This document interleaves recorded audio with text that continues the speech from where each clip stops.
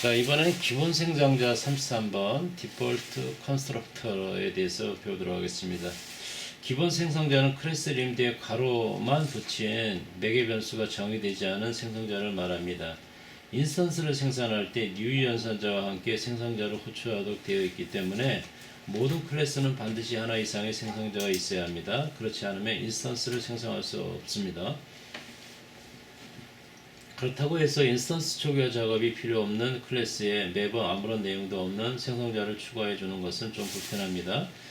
그래서 클래스의 생성자가 하나도 정의되지 않는 경우에는 컴파일러가 자동적으로 아무런 내용도 없는 기본 성자를 추가함으로써 모든 클래스에 반드시 하나 이상의 생성자가 있어야 한다는 원칙을 지킬 수 있게 도와줍니다.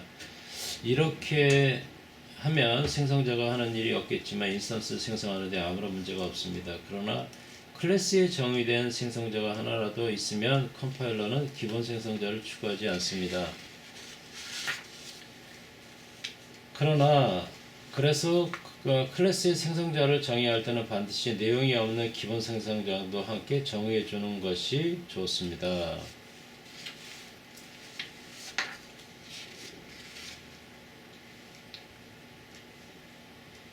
기본 생성자 프로그램에 대해서 한번 보겠습니다. 클래스 데이터1과 데이터2가 있습니다. 데이터1에는 생성자가 전혀 정의되어 있지 않고요. 데이터2에는 하나의 정수값을 매개 변수로 하는 생성자가 하나 정의되어 있습니다.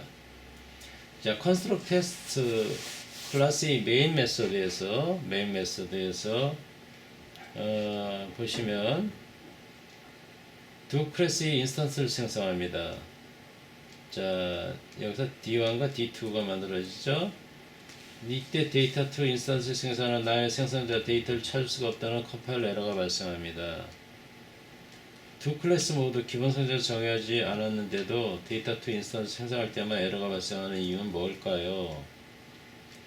자, 이때 앞서 설명드린 것이 생성자가 정의된 클래스에만 컴파일러가 기본 생성자를 추가하지 않기 때문입니다. 데이터1 클래스는 생성자가 하나도 없지만 컴파일하면 기본 생성자도 자동적으로 추가됩니다. 그래서 인스턴스 생성할 때 new 데이터1과 같은 해도 생성자 데이터1이 있으니까 에러가 발생하지 않습니다. 그러나 데이터2 클래스는 생성자가 있기 때문에 데이터1 클래스와 달리 컴파일에 의해서 기본 생성자가 추가되지 않습니다.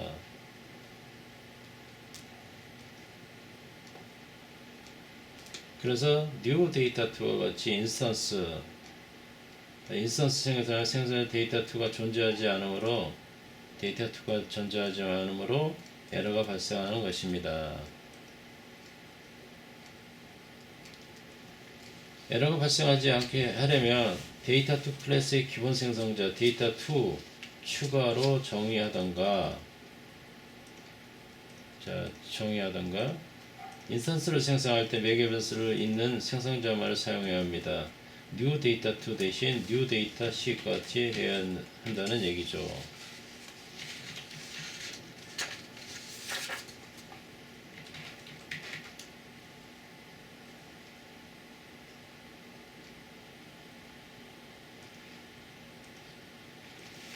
(33번) 매개 변수가 있는 생성자 이와 같이 카 클래스를 정의하였을 때 왼쪽의 코드와 같이 기본 생성자를 이용해서 인스턴스 생성한 다음에 인스턴스 변수를 따로 일일이 초기화해 주는 것보다 오른쪽과 같은 매개 변수가 있는 생성자를 이용해서 인스턴스를 생성할 때 직관적으로 알기 쉽게 초기화하는 것이 좋습니다.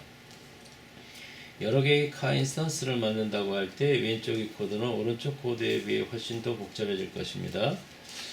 자, 이렇게 왼쪽 오른쪽에 보시면 그래서 클래스를 만드는 사람은 매개 변수를 통해 인스턴스를 초기화할 수 있는 생성자를 적절히 제공함으로써 클래스를 사용하는 쪽에서 간결한 코드를 작성할 수 있도록 지원하는 것이 바람직합니다. 왼쪽의 코드는 차를 인도받는 다음에 구입자의 직접 차를 색깔을 칠하고 기어 종류를 바꾸고 하는 것과 같고요. 오른쪽의 코드는 처음에 차를 주문할 때부터 차의 색깔과 기어의 종류, 무늬, 개수를 지정하는 것 같다고 할 수 있습니다. 자, 35 매개 변수에 있는 생성자 예제 프로그램을 여러분들이 한번 보시고요. 36번 생성자에게 다른 생성자 호출하는 this에 대해서 한번 공부하도록 하겠습니다. 자, 메서드 오버로딩에서 배운 것처럼 메서드 이름이 같으면 코드는 달라도 의미적으로 같은 일을 합니다. 마찬가지로 같은 클래스 내의 생성자들은 모두 이름이 같고 인스턴스의 초기화라는 공통적인 목적을 가지고 있습니다. 그래서 생성자들은 잘 비교해보면 서로 호출을 통해서 재사용성을 높일 수 있는 경우가 많습니다. 여기서 카드, 클래스를 한번 살펴보면 기본 생성자 카에서 인스턴스 변수의 값은 화이트 오토 4로 초기화합니다. 그리고 차를 주문할 때 아무런 옵션을 주지 않으면 기본적으로 흰색에 자동 변속기를 설치한 문 4개짜리 자동차를 만드는 것이죠. 코드 자체에는 아무런 문제가 없지만 이렇게 하는 것보다도 매개 변수가 있는 생성자를 호출하도록 하는 것이 재사용성이 높이고 코드의 중복을 제거하는 것이 좋은 코드입니다. 이처럼 오버로딩 할 때는 서로 호출을 통해 재사용을 높이고 코드의 중복을 제거할 수는 없는지 생각해 봐야 합니다. 같은 클래스의 한 생성자에서 다른 생성자를 호출할 때는 클래스 이름이 아닌 this를 사용해야 합니다.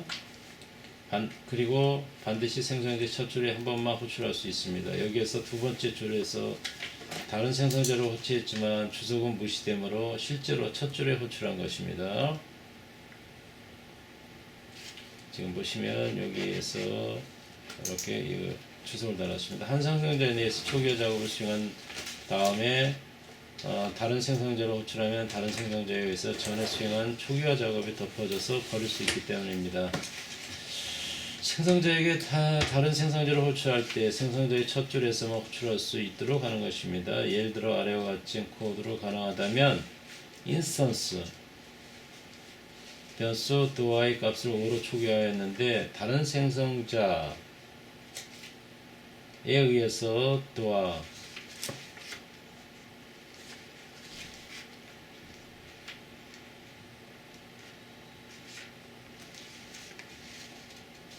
도아5를 저장하는 코드에 의미하는 것입니다. 도아5를 여기 저장했지만 이때 저장한 코드의 의미가 없어집니다. 이 도아5는 그래서 도아5를 저장하는 코드가 다른 생성자에 호출한 코드 다음에 가는 것이 맞습니다.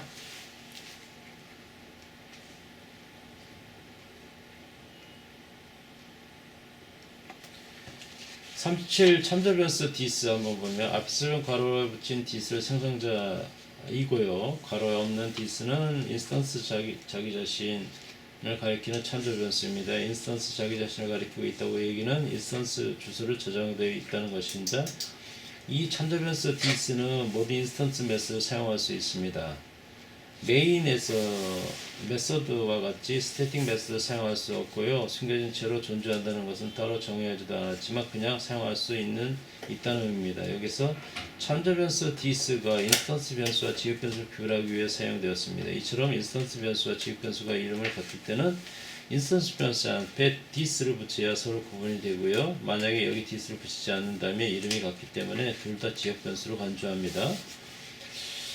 왼쪽 코드와 같은 인스턴스 변수와 지역 변수의 이름을 다르면 this를 사용하지 않고도 서로 구별이 되긴 하지만 가능하면 오른쪽 코드와 같이 매개 변수 이름 앞에 인스턴스 변수 이름과 같게 정의하고 this를 사용하여 구별하는 것이 코드의 의미가 더 명확해집니다.